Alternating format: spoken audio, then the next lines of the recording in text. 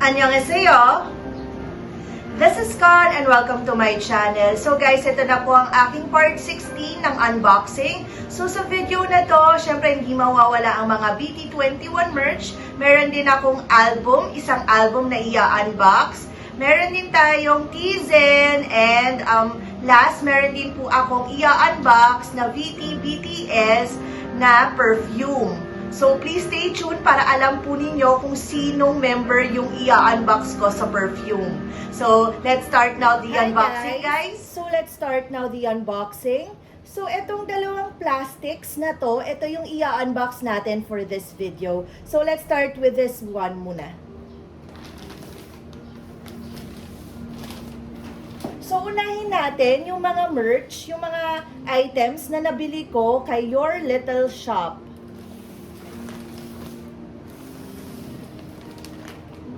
So, ang first merch na i-unbox natin is ito. Itong cushion na to, ang cute, guys. Open natin. Maliit lang siya, pero cute, guys. Ito yung pwede mong ilagay sa chair. Ito. Sa chair ng car mo or kaya sa computer, yung computer chair mo. Ayan. Try natin mamaya dito sa chair na gamit ko. Tanggalin natin yung nasa tenga niya.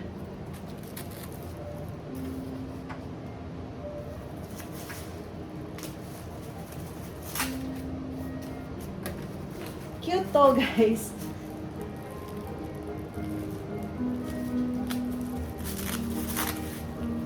So, ayan siya. So, lagay natin siya dito sa chair na gamit ko.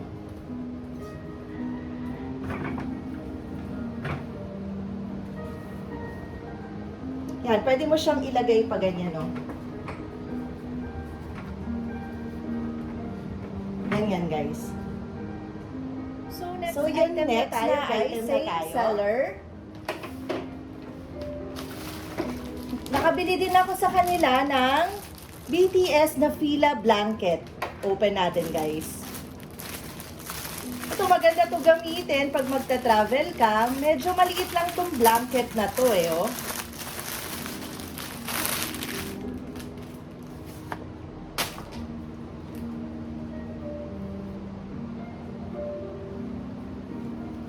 Ayan.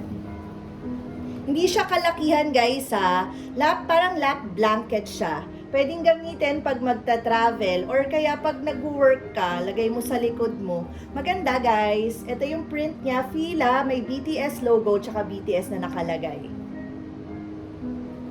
So, next item na tayo, guys. Ito, meron din silang mga albums na binibenta, guys. So, yung Your Little Shop, ano to, sa South Korea, mga pasabay items from South Korea. So, ito yung first album ng BTS, Too Cool for School. So, open natin, guys.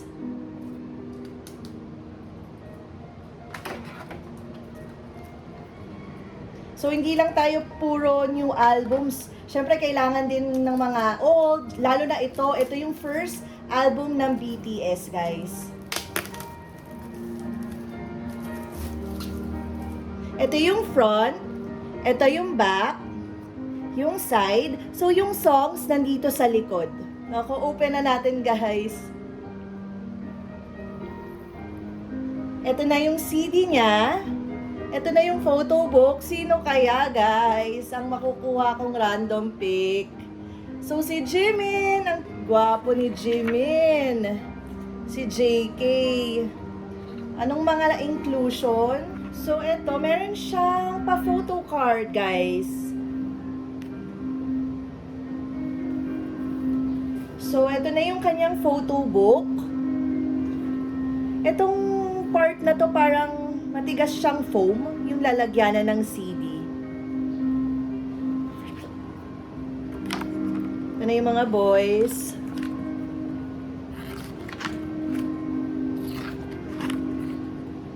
So, yun nga, 2013 ito na-release. So, ito yung first album ng BTS.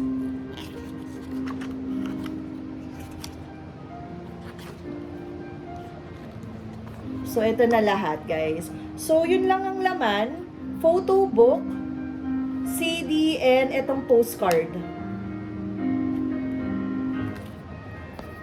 So, next item na tayo. Sa ibang seller na to, kay HK Goodies MNL or HK Goodies Manila. So, lalagyan na ng contact lens. This time, si V naman.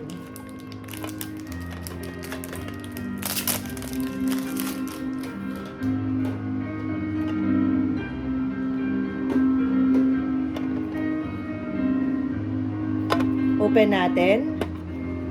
May kasama siyang photo card na V. Ang ganda, guys. Tapos ito na yung lalagyanan ng contact lens. And meron siyang parang forceps.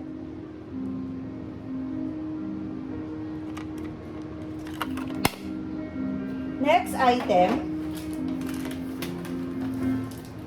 Ang galing, guys. So, si RJ naman to. RJ na chopsticks.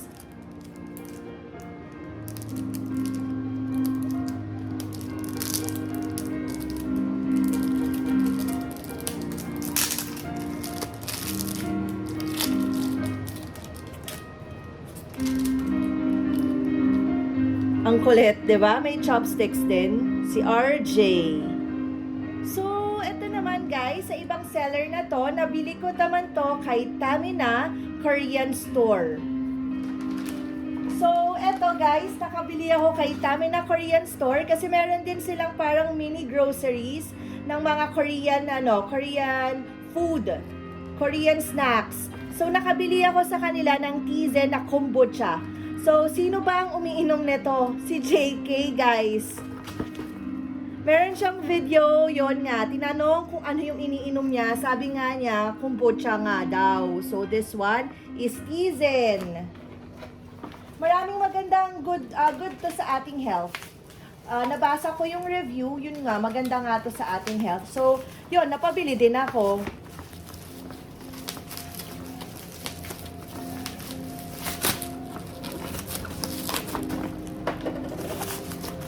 So, lemon flavor yung binili ko. Tapos, meron siyang free na tumbler. Open natin, guys. Good for the health. Kailangan natin to ngayon.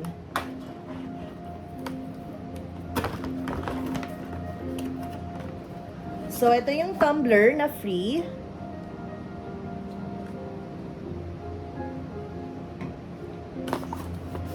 Tapos, ito na yung mismong Teazen.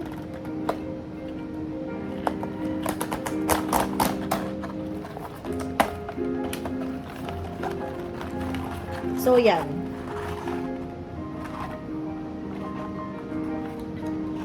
$30 ang laman nito, guys. So, yan. Kombucha. And last na i-unbox ko for this video is yung scent nga, yung perfume. Same seller ko din to nabili. So yan, guys. L'Atelier des Subtils BTS. Open na natin, guys. Pero bago yan, meron kasi itong pa-freebies. Katulad nung nabili ko, yung kay Jimin, meron din siyang pa-freebies. So, malalaman nyo na dito kung sinong scent, kung kaninong scent ito.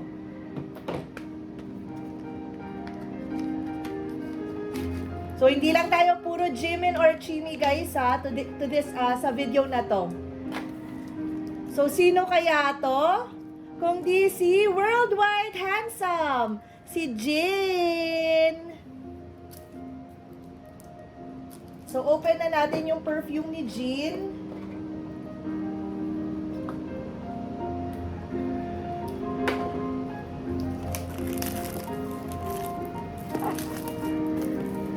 So, tatlo na yung perfume na in-unbox ko. Si JK, si Jimin, tapos eto ngayon kay Jin. So, ano ba tong perfume niya? Eau de Cotton. Open na natin, guys. So, meron pa rin siyang kasamang mga photo cards. Pakita ko ulit.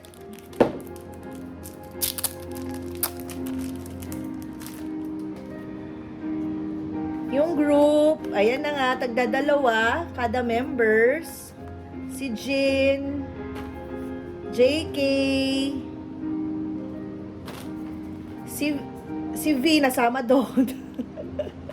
Jimin, J-Hope, si RM, si Suga, tapos yung pinakita ko nga kaninang group. So, tagdadalawang members na postcards, tapos isang group, guys. So, 15 nga na photo cards, na postcards. So, eto na yung perfume.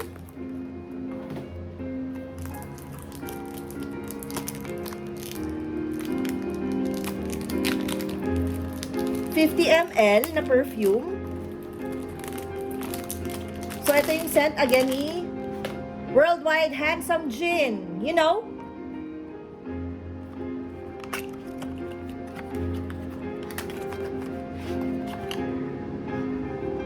So, yan guys.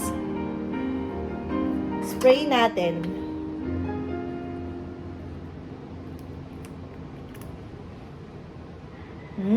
Nabango ah.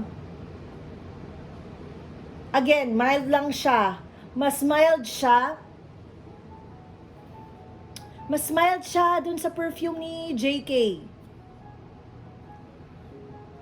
Pero kung i-rate ko, sige, sa tatlo na in-unbox ko, JK, Jin, tsaka Jimin, ang mauuna siguro yung kay JK. Next, ito kay Jin. Yung kay Jimin, so-so lang. Hindi siya sobrang bango, pero pwede na. Pero sa totoo, ang gusto ko yung kay JK, and then next, ito kay Jin. Hindi siya masakit sa ulo. Ma-light lang siya, tsaka unisex siya. Pwede siya sa babae, pwede siya sa lalaki. So, yun lang guys. Thank you for watching my video. Annyeong, kamsamnida, burahe. Again, pag nasa 700 subscribers po tayo, meron po akong paraffle na mga official BT21 merch. So, thank you guys. Maraming salamat po sa panonood. And before that, ang next video ko, pakisubaybayan po kasi dumating na. Dumating na to guys. So, alam niyo na kung ano to.